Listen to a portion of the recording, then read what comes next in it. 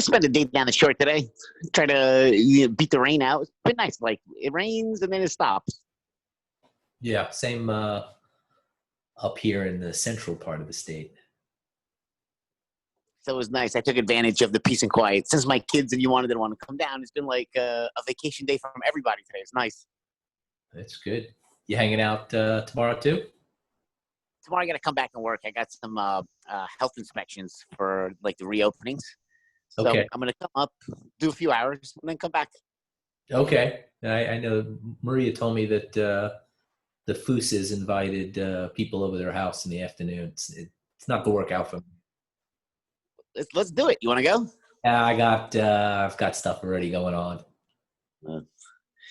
Come on, man! It's coming to the end of COVID. You gotta shift that stuff to the side. Let's go. Let's go enjoy some time. The world's gonna turn on soon. Well, we'll see what happens. Maybe I can move my thing tomorrow. I'll try after the call.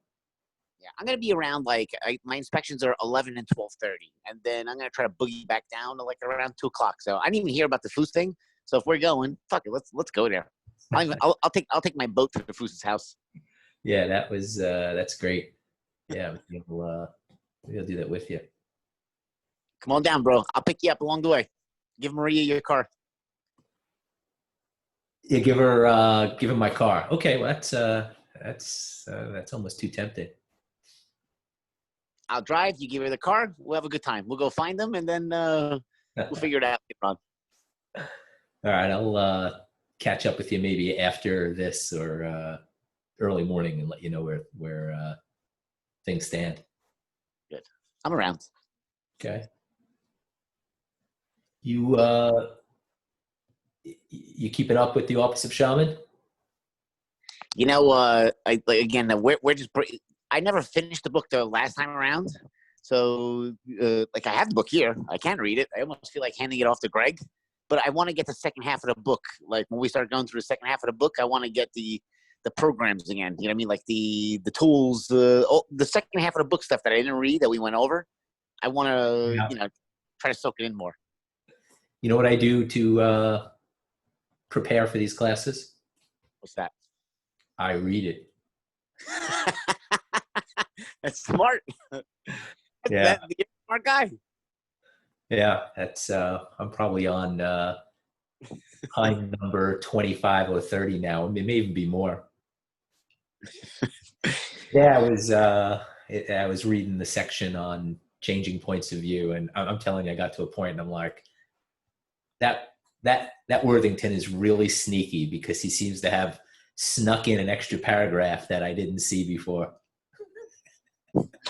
The fact is, it was there, but it had just like a lot of things, it finally meant something to me enough that I stopped on it and said, "Hey, it's not guy's not off the wall here. It's got something." It's funny how I don't know, like you start recognizing this in people, and I'm the novice, but like I'll give you an example. One of my managers, and I don't even know if he's on. I asked him to come on too because I thought it would help him. Anyway, he was being aloof. It's the way he is. He's just an aloof guy. With me, he's direct, but once he, like he had to learn to be direct with me. But I noticed once he gets like somebody like his superior, somebody above him, he goes into this aloof type of answering questions. He's not direct anymore. So I brought it up to him, like, like his name is Mo. I'm like, Mo, what is this about? You know what I mean? Like, I know you're smarter than this. Why is it then, when like an official or a health inspector starts asking you questions, you start like fumbling and you start giving too much information. And it was funny how he started kind of talking about his mom and like this need to kind of, fulfill his mom's desires to be good and how he never lived up, like whatever. And again, I'm no expert in trying to help him out, but right away, it went to his programming. And it was weird. Now, again, I can't guide him through like you or John, but just enough for him to just tell me what's going on. He felt better about it, like recognizing that this is what's going on in his brain. And that's why I told him, either come and float or listen into this thing. But it's interesting how as soon as you bring up somebody's programs, if you're right about it, they listen. Yeah, that's it. Yep. You can't, when something real smacks you in the head, Yeah, it's going to get through. It's how does it not? Exactly. So it's like, as I'm going through this thing the second time, the first time, see, like, the first time I was like the novice. I couldn't, it's like understanding the model, just the surroundings of the model. And it was weird, Ken. No matter how many times you guys put up the playing field, and even Paul's newer modern version of it, that's nice. It doesn't click in your fucking head until, like, I don't know. You got to get through these chapters. Then somewhere along 3/4 of the way, that's when the playing field starts making more sense in your book over here, and that's where you get that aha. Yeah, that's when you got it backed by experience, then you got it. There was a John posted a funny picture today of his kitchen scene, and it was John just intently making bread. And then it was George next to him, the apprentice bread maker, looking somewhere off in the distance, not at the actual bread that John was making. Oh yeah, yeah. So it's fine. We got it. So here. So right. So the question is like, what do you notice funny about this? And you maybe have to screen in here or scroll in. It's like, because John explained to me that shaping the bread. I've never made bread, but this sounds right. Shaping the bread's, a big part. Especially if you're going to get it in one of those trays there. You're probably not going to want to jam it in as just a donut shaped. John looks like a chef in that picture. I like his coat. It was like orange chef coat. Yeah. Put that back up on the screen if you would there, Terry Stengel.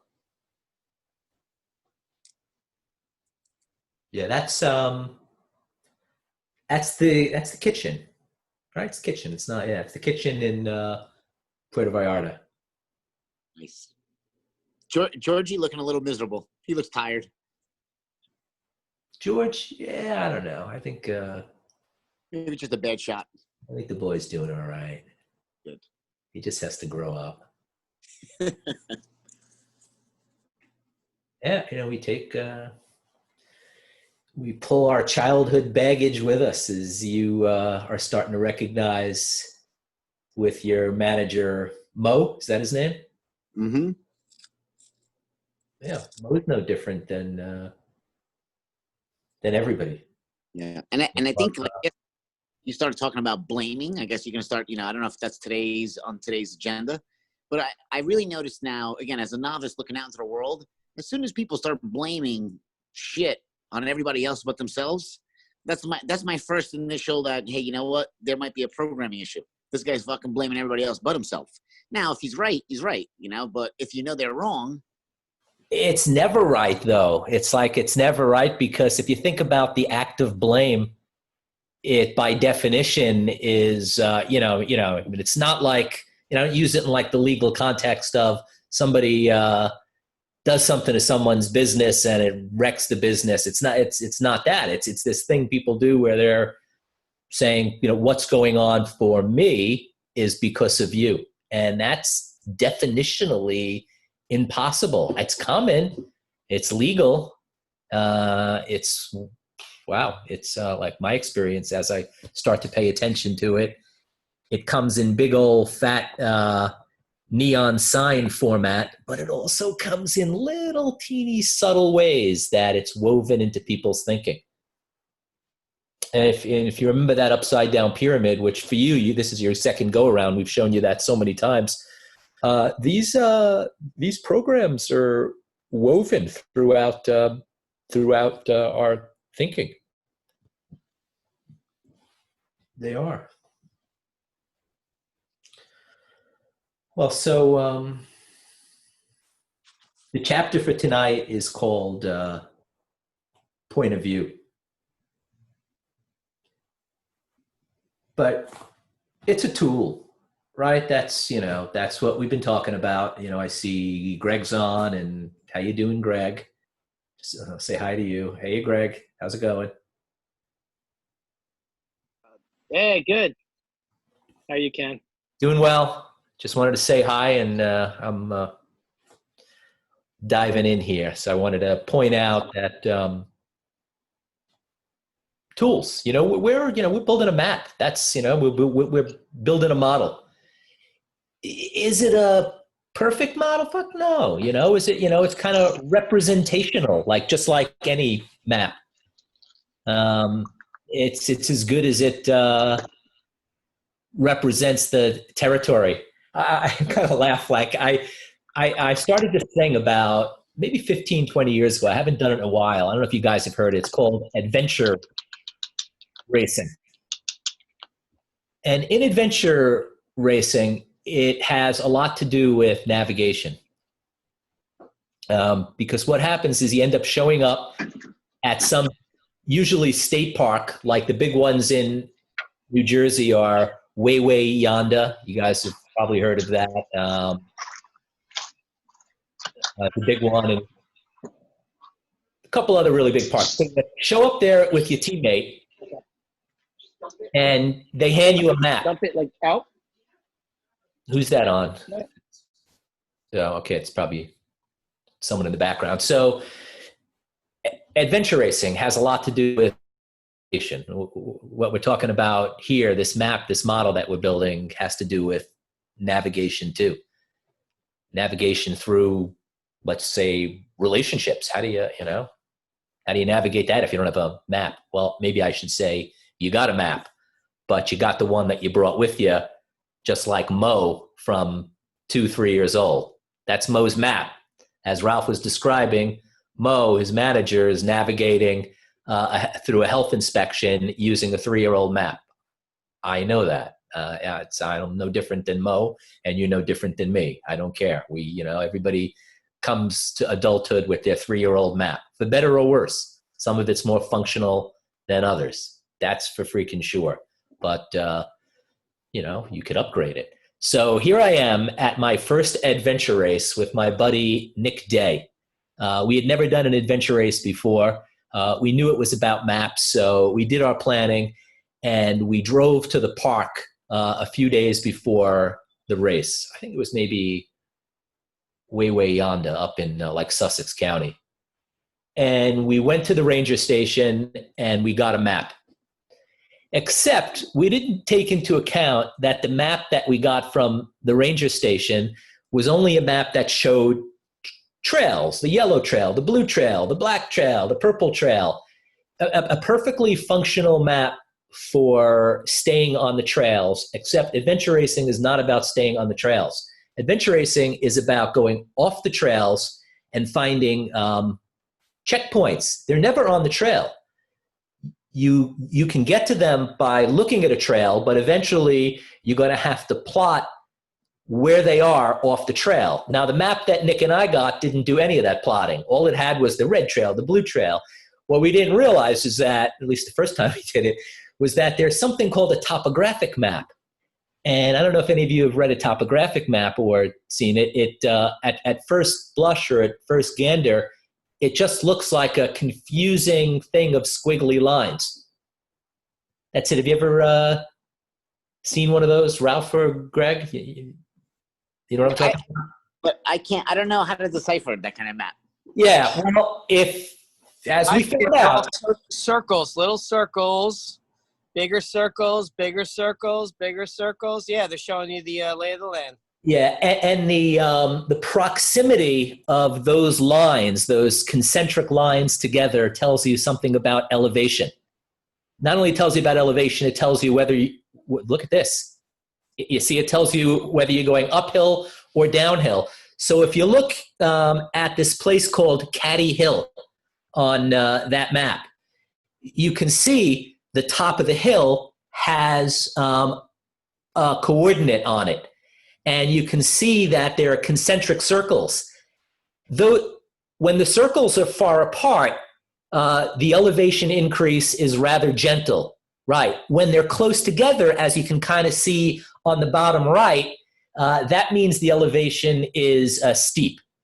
And this map, when you learn to read it, it'll tell you about a whole bunch of things, a whole bunch of other things, including things like a bog.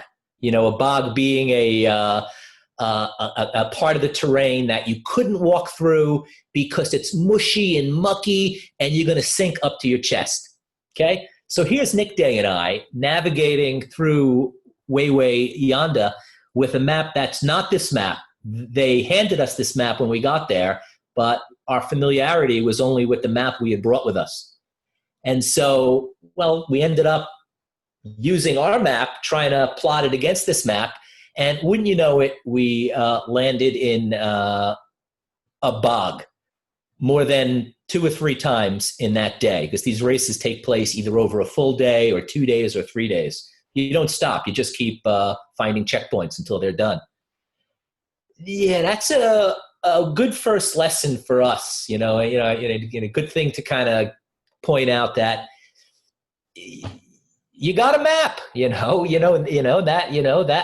map that we had landed us in bogs because we didn't pay attention to what a more accurate map might have done for us. And so it was a lesson learned. There were points during that day where we had to carry our bicycle through water and mud up to our waist and shoulders just because we didn't take the time to upgrade our maps or figure out how to read a better map. This is what we're talking about here.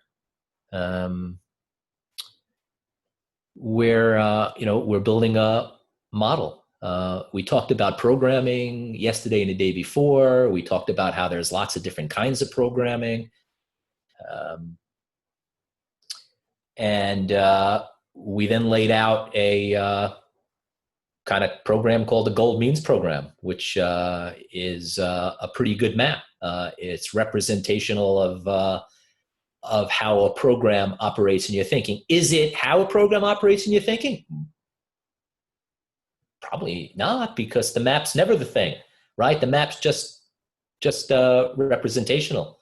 But the more detail you got, and we went through the goals, the means, the charisma, the orientation, elimination, simulation, all 11 steps. We broke the program down at that 11 steps. Why 11 and not 17? Who cares? You could probably do 17. You could probably shorten it to 5, but 11 is representational enough to make the point that you can navigate your programming using that model in a way that is probably more effective than you could through, let's say, some other kind of programming format.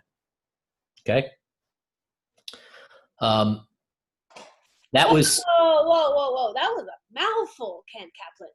Hey, Vanessa. How are you? I'm doing good. Yeah, Good to see you. That was a mouthful. Okay. Would you mind if I would bring old guy Dubs on? Just, I don't know. I've always been intrigued of how he sees changing points of view, like in the shamanic tool that we're using it as. So I know that he has told me a couple like stories and everything, so I just wanted him to share for a little bit. So. Do it. Yeah, I'm sure it's here. Old guy Dubs. You used to be my favorite daughter. Thank you. I still consider myself your favorite, but okay. Well, we'll discuss that part at a later date, okay? Okay. Okay, what is it you're asking exactly? Let's start there. That way I'm sure to be able to answer. Okay, well, I'd like to, you wrote about changing point of views in your book, and, Ken saying about, how he would use it as a map, and. Yeah, I was intrigued with that, but okay, I figured that he was talking about the whole playing field or something in the general way, but okay. If you're asking about changing points of view as a start point, I kind of rue the day I put that in there. Greg, can you do what do you do actually? Can you answer that for me before I go on?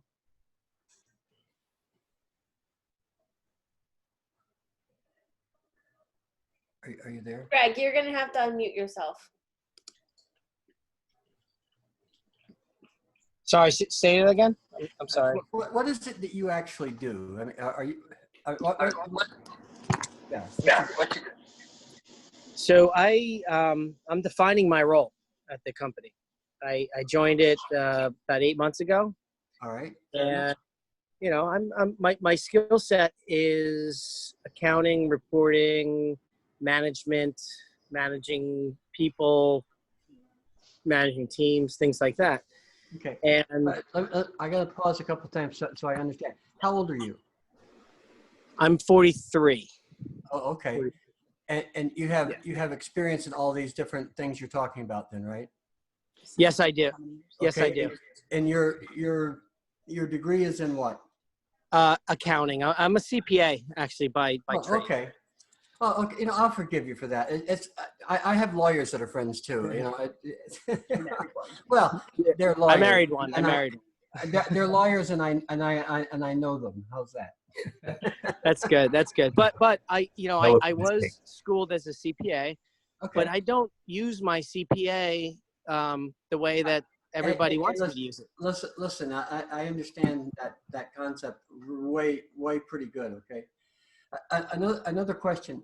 Where did you grow up? I grew up in New Jersey. Oh, I've always been. Yeah. Are you close to where you live now? Yes. Oh, I've lived in okay. this little triangle my whole life. Okay. New Jersey, Cool. went to Rutgers, went to Rider. Wow. Okay. You're from New Jersey, huh? I'm at Jersey. What exit? Yeah. That's the one. Okay, I got it. Okay. All right. I caught that one in New Orleans one year. Yeah. Okay, I'm with. Okay. Which kid are you in your family? I'm the middle child. I got the middle child syndrome going on. Okay, you're number 2 of 3. I'm number 2 or 3, but I am the staple in the family. I'll tell you that right now. Does that mean that you're a pain in the ass, or does that mean you hold everything together, or does that mean? I hold it all together. I pull it all together. I do it all. All right, you flex them. Okay, I got it. All right. Okay, I just, the only reason I'm asking is just so I know who I'm talking to, so I don't say this in a way that's misleading. Is that fair enough? Yeah, absolutely. Please. Okay. Yeah. All right. Excuse me for being an ass and asking all these personal questions, but if I don't know, then I don't know really how I need to answer this, and this has been something that I've thought about 3 or 4 times since you've been on, and now tonight I finally got this done for me. Okay. So here goes. Yep. All right, Vanessa, look, let's start with just business management, okay? Something simple. If I'm going to change my point of view, then I'm going to have to understand what this business is doing so that I can, like Greg is talking about, adjust to what the business requires. I have to change my point of view as to how I see myself, how I see my role in the business, etc. However, if I move my assemblage point, I have to go beyond that and say, all right, not only do I see where I fit in the business, I see where I'm going to pick this business up and deposit it, because I'm going to make this entire thingy bobber real. Now, there's big differences in that. I think we were visiting with my friend Terry about that for a little while earlier today.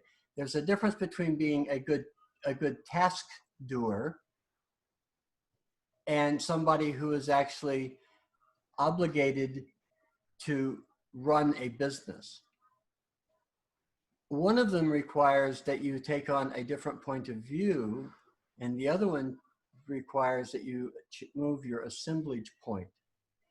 Now, that's a very practical business explanation for this particular idea.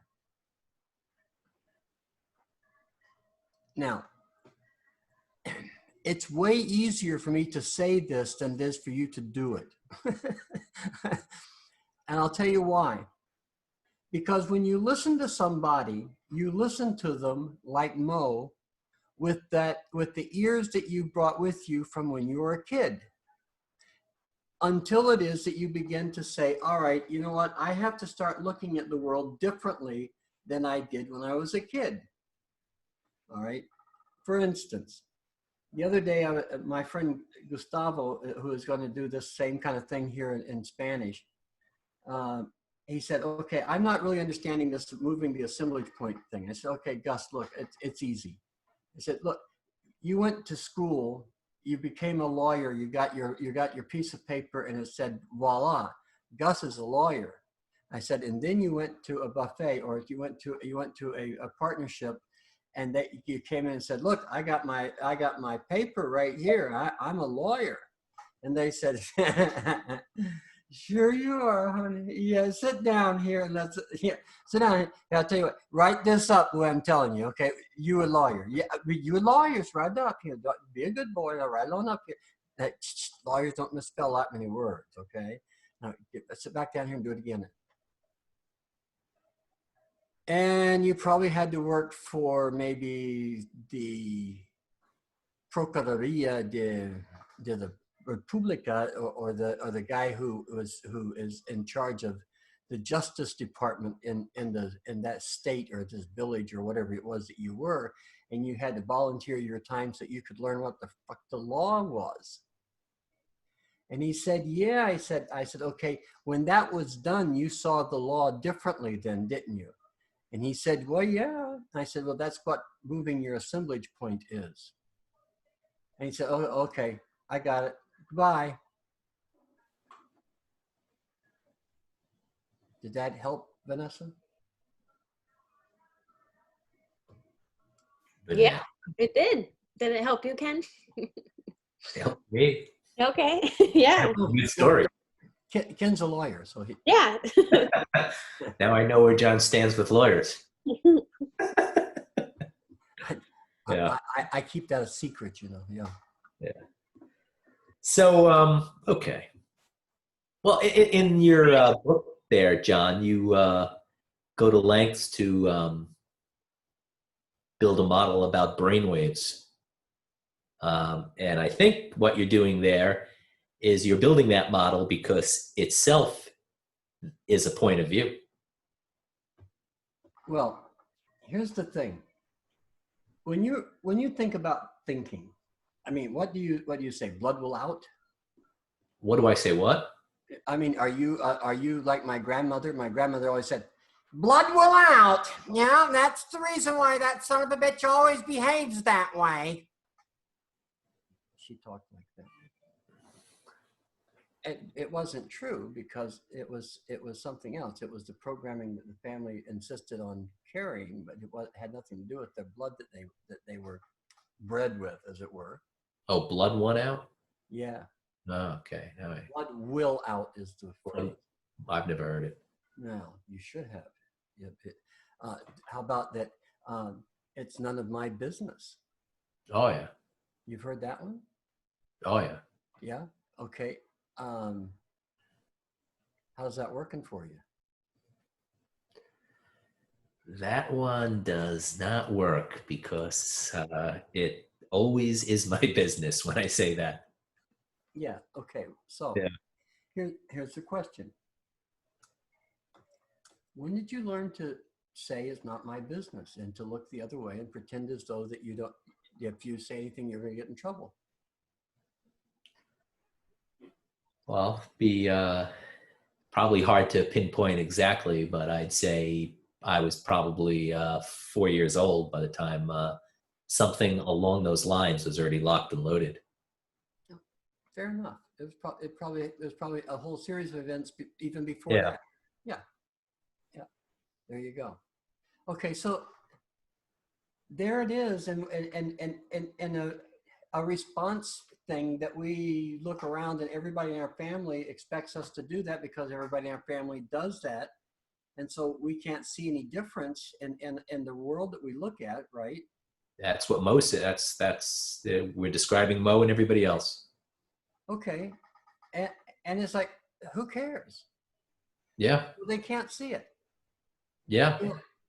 I did not, it's not up to me to save the world or anything. It's like, I know that that's happening. So if I want to talk to them, I have to account for that so that when I talk to them, I'm understanding how they're going to see the world. So for instance, for me to talk to Greg, I have to account for how Greg sees things. And so for instance, Greg is saying that number one, that he was trained as a CPA. My vision of that is that his bathroom counter is well ordered. Okay.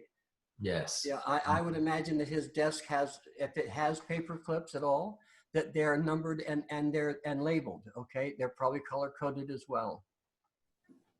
All right, maybe not to that extent, but in his mind, I'm sure that he has to be that disciplined. He has to be. He has to be. Yep. Okay, and so he brings that to a business. He says, okay, this business has to be that disciplined. Yep. That means he has to be able to figure out how the people he's disciplining think. And to do that, he has to move his assemblage point to how they see the world. Not to say that they're right, not to give them anything that they want, but to understand what the fuck they're saying. Okay. I get that. It's kind of like being married. It's a lot like that. Yeah. Yeah. If you want to stay, or having partners, I've heard.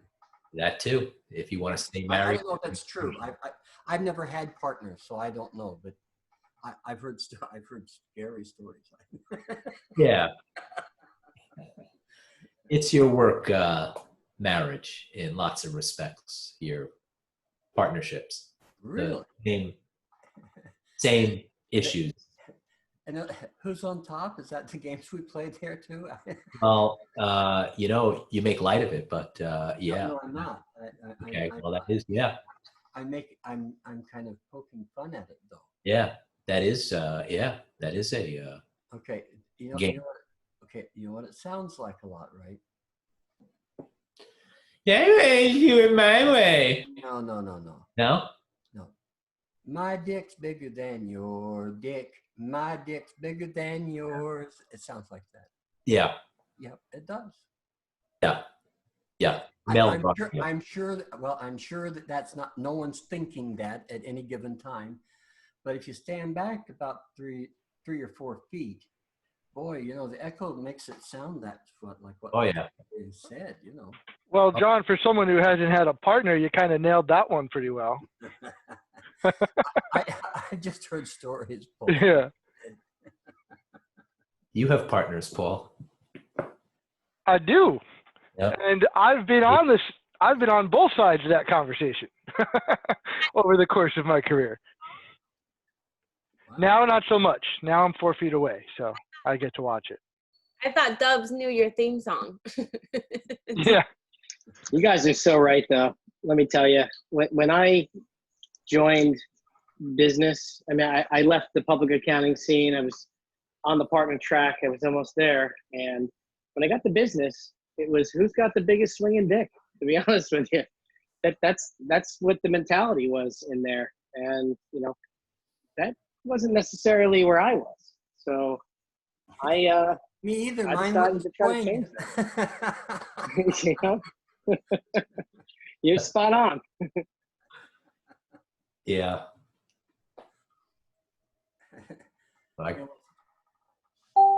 Let's just say the Kaplan family understand this too. Greg. Okay. Yeah, that makes sense. Yeah, that goes on. That you're listening to what people believe and how that. Okay. How Okay, but here's the thing. Why is that important to know about what brainwaves are working? Yeah. It's so that you know where those people are either childish, where they're limited, at what point their growth ended, what point their growth has not ended, why it has not ended, where it ended in this part or in that part. What could, is it salvageable if you ask those questions or these questions? Those are all things that we can figure out, but only if we can understand where those programs are originating. For instance, you can logically explain an emotional response as much as you want to. It will not resolve the issue. However, if you stop and say, "The fuck are you doing?" It might, because that's an emotional response addressing an emotional response. Said a different way. How do metaprogramming entities communicate? With metaprograms, of course. So if we are self-metaprogramming entities, we're talking with each other with metaprograms. And so where those metaprograms exist is down in theta. Okay. Where they're directed from is down in delta. And so if you're looking at that and you're saying, here's somebody who's talking up here in beta about everything else, and you're saying, hey, what's going on down there in delta for you? What do you believe is real? I don't know what's going on. I don't know. I have no idea. I just don't. Slow the fuck down. Take a breath. Nothing's going to kill you. Okay, well, I just feel as though that you don't trust me. Okay, look, I don't care how you feel about this. Why are you being so emotional about this feeling? Why don't you tell me down here in theta what it is that you're trying to express here? Well, that's not fair. Okay, why do you believe I'm not being fair? I agree with you that I'm not. Okay, I'll give you the point. But why do you think I'm not being? How? Because I'm obviously not seeing what you're seeing when you talk about fair. So explain to me what you see. Okay. You get those 4 questions without them getting pissed off. If you miss one of them, you're in a fight. You get those 4 questions, and you can. You can ask the beta question, the alpha question, the theta question, the delta question. You ask another question after that without letting them answer it, they're going to get pissed off because they can't answer it. They just won't be able to. They don't know where this one is right here. That's the reason why you got to say it's okay with me. Yeah. Otherwise, they won't be able to answer it. They're the puppy looking at that puddle in the floor. That's what's going on. They feel like they're going to get in trouble because you're asking them this thing. Every time that they were there, they were in trouble. Yeah. That's what's going on for Mo with Ralph there. Yeah. Yeah. And, yeah. and I'll bet you Greg's got probably got 20 guys that he's thinking about doing the same, and a bunch of girls as well doing the same kind of shit all the time. Yeah. I mean, yeah. we know them all. We all know them. Yeah. Well, you've explained this chart that we're looking at, different kinds of thoughts, or maybe better said, different kinds of programs reside in different places in our thinking. Well, they do in the computer too, don't they? They do. Yeah, that operating system is tucked way down there. Okay. So, I mean, I don't mind it being down there. It's okay. No. I mean, if it's fucked up, it's fucked up, dudes. Who cares? Let's fix it. Let's not worry about, oh, who did it? I don't care. Fix the problem, not the blame.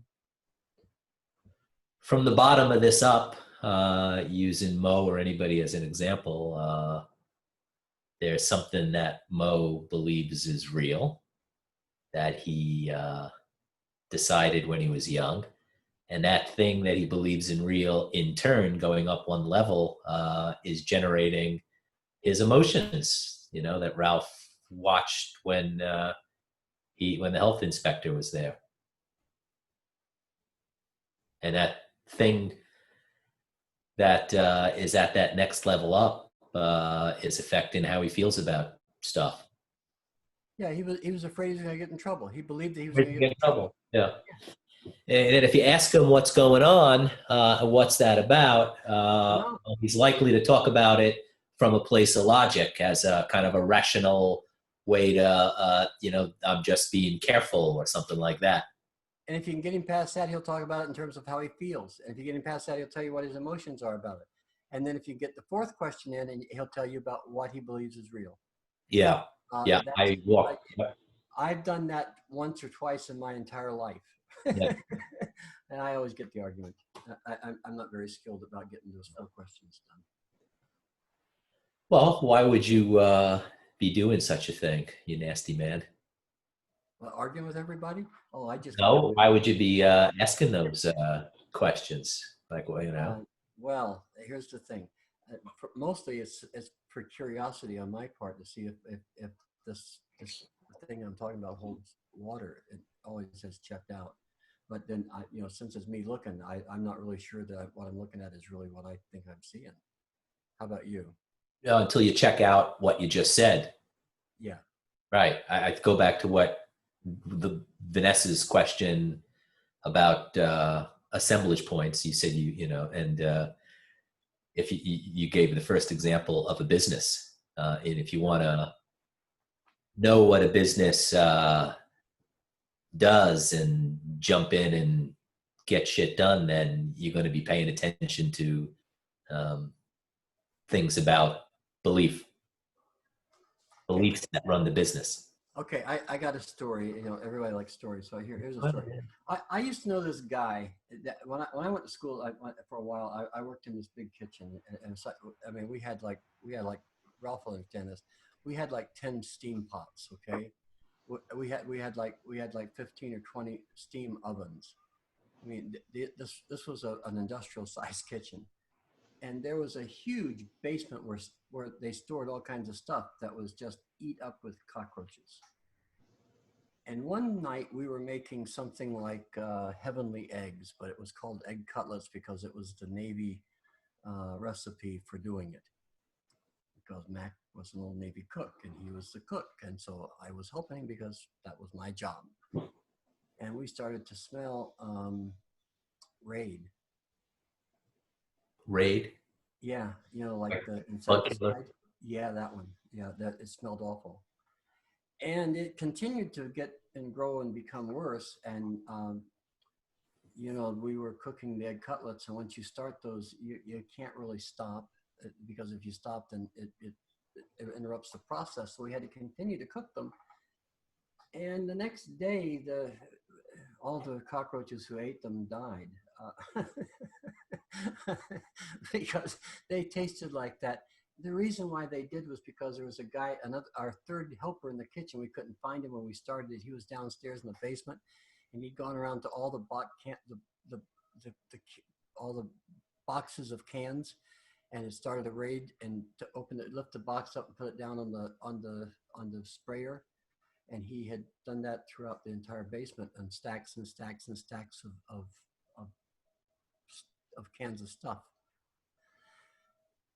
It smelled like that for 3 or 4 days in the kitchen. He did something that Drucker talks about. He was doing something that didn't need to be done, but he was doing it extremely well. Extraordinarily well. Absolutely. And what is the Drucker quote is something like, nothing is useless as doing something extraordinarily well that doesn't need to be done at all. There you go. Okay, that's what a tasker does. Because they don't understand where the job needs to fit within the structure of what's being done. So they're only doing a task.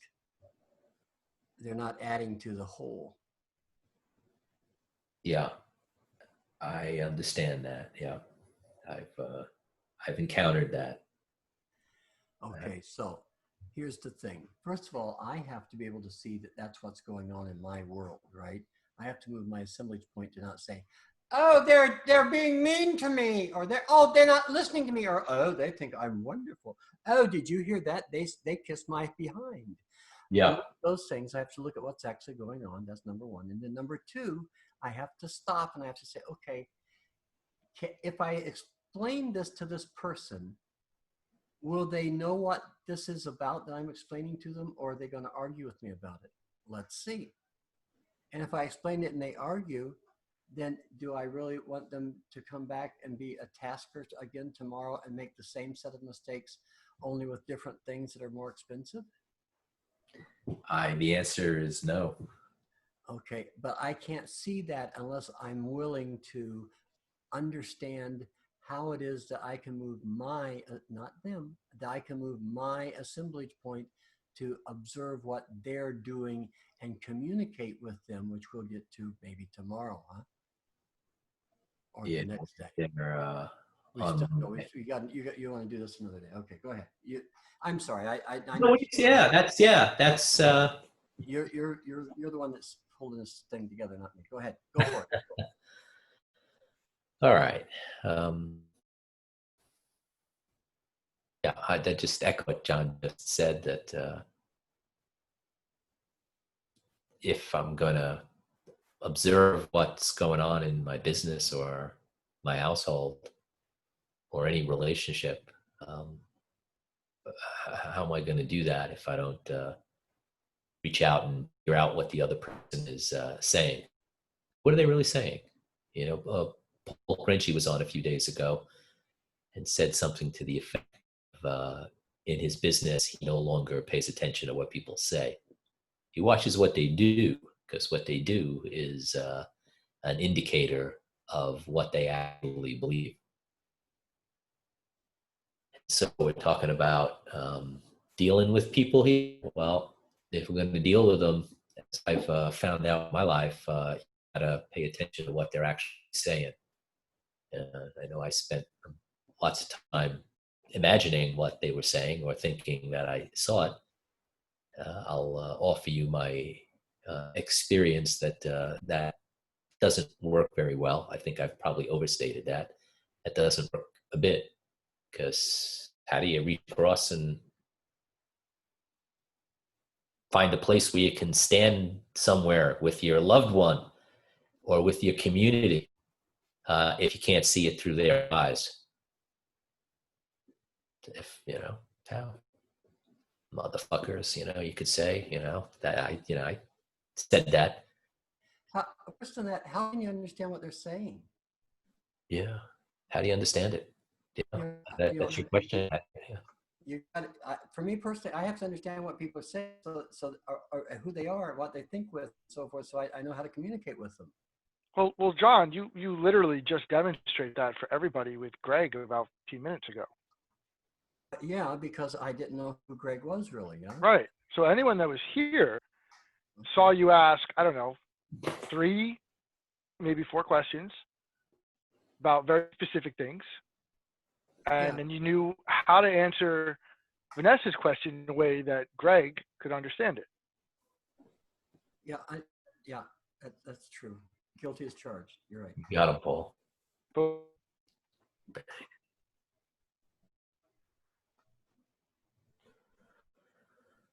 Well, I could ask, maybe people are wondering how you manage that feat. Perhaps it has something to do with where you pay attention to things. Well, maybe even I could say where you pay attention to things has to do with your use of a model of thought that takes into account these layers that we're talking about here. Well, you know, go ahead. One more thing. I think that this model, you know, I think if we floated it out to the scientific community and said beta is like, you know, we get who cares? I don't care a bit. What I care about is it's functional. And no, look, this is a model. This is a bridge. Okay. Bridge. Or a catalyst, if you like. Okay. Okay. I don't care if it's true. What I care about is it's that it's an effective theory. Yeah. Okay. I don't understand the first thing about gravity other than if I fall down, I'm gonna go boom. And I understood that really early in life. Check with Luke. It's really, I mean, it's something that you learn early on. Gravity exists. You don't need an explanation for it. You have a theory. If you fall down, you're going to go boom. It's an effective theory. Now, I found since that time that my effective theory of falling down and going boom is about as good as gravitational theories are going to become, because gravitational waves are such huge things. And they rumble through the universe on this, it's astounding that they can even measure it, because they measure like with, they're measuring, I think they're measuring thoughts or something. It's not much. They say that they've measured them, and they might have. I wouldn't be surprised. However, that's not my point. My point is this: is that no one really has anything other than a theory about what gravity is. No one has anything more effective than an effective theory about what quantum is or quantum mechanics are. Yeah. We have effective theory, but we can't explain why. We Yeah. don't know why. We don't know. In some respect, that I can understand people not particularly caring, because if effective theory means it works. Here's the thing. The girl at the checkout counter at the supermarket does not care whether you can explain how it is that barcode works or not. She'd just be real glad that she's not in trouble every night trying to balance something that she can't figure out where it was, because now she knows how to charge every single item in the store. Yeah. Quantum physics behind the scenes, but yeah, and she doesn't care. Who cares? Yeah. There you go. Right. All right. That's what this is about for me. Okay. It's an effective theory that you can use to be able to see things. Now, take that once you can see the thing, take the theory away, set it on the side, and see if the thing's still there. Now, yeah. What I find is that when I do that, a lot of times it's still when I do that, a lot of times it's like, John, you need to reconsider this. You don't. I don't know what your experience is with it, but that's what happened to me. When I take that structure away and set it aside, and I look what's left there without the structure for me telling me what I'm supposed to be seeing. Well, sometimes what I see is real. Sometimes what I see is kind of really fanciful. Yeah, you're trying it on a map and seeing if it works. Generally, what I find out is that my start point and the map start point are not the same. What I thought was the start point and what the map was saying was the start point. I missed it big time, kind of usually. Yeah, yeah, your point resonates in the sense of thinking that I'm seeing something that's going on, only to find out that that's not what's going on. Yeah, because I brought that perception from when I was a kid. It was a kid perception. And it's not that it's not easy to detect or anything, or that it's a big hairy deal or anything like that. It's not. It's like, oh shit, yeah, damn, that's what I learned that from my Grammy Jessie. That's the one that taught it to me. Son of a bitch. There she is again. Okay, well, that nothing she ever taught me to work, so I need to. Yeah. Next. That's the reason I got this bell, Kim.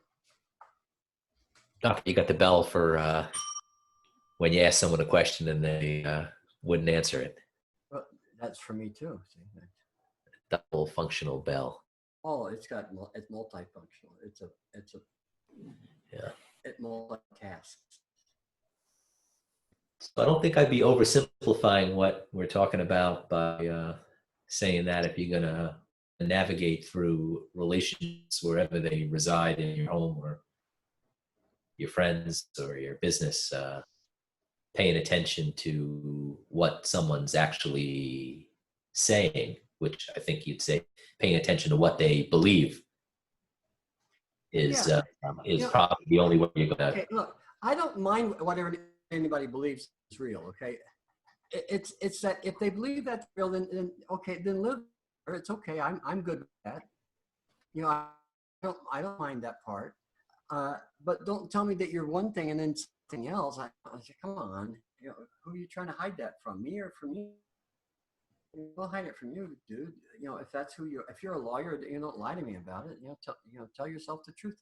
You are. You know, I could see why you'd be embarrassed, but you need to, there. I think there are help groups that where you go. There are 12-step programs and so forth for recovering attorneys. Yes, I know. I'm on step 7. Once again, you've dissected me.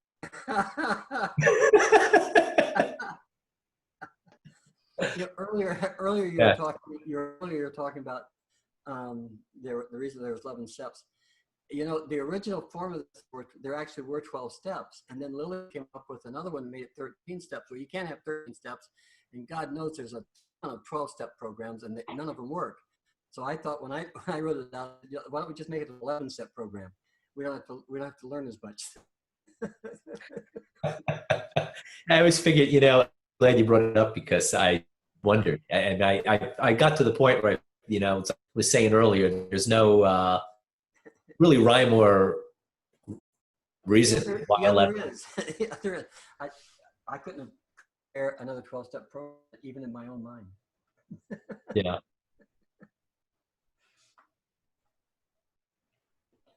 The Clyde, a shaman tries on assemblage points. Let me move my picture of myself down. Turning the mental lens reveals new ways to see things and helps the shaman understand how other people see the world so he can communicate with them. Yeah. It helps me stay married and in a law partnership and have a business that's functional as well.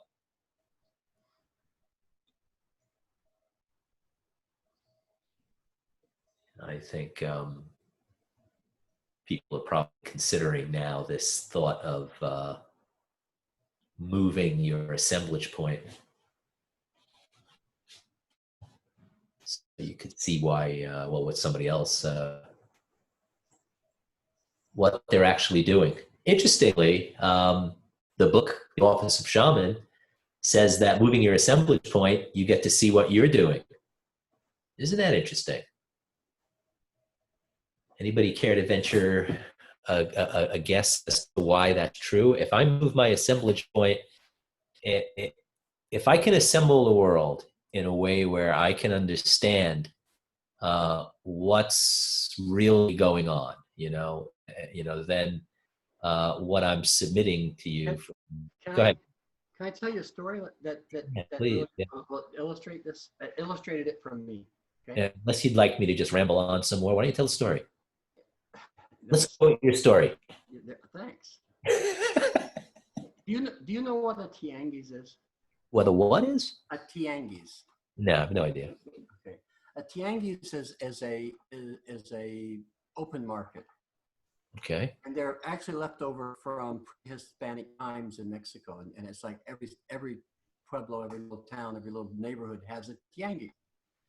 And the tianguis is where you buy fruit and you go to buy chicken in the open air and fish maybe and flowers and women's underwear and blouses and dresses and children's pants and just a whole host of stuff, and a lot of stuff that nobody fucking needs but everybody buys anyway.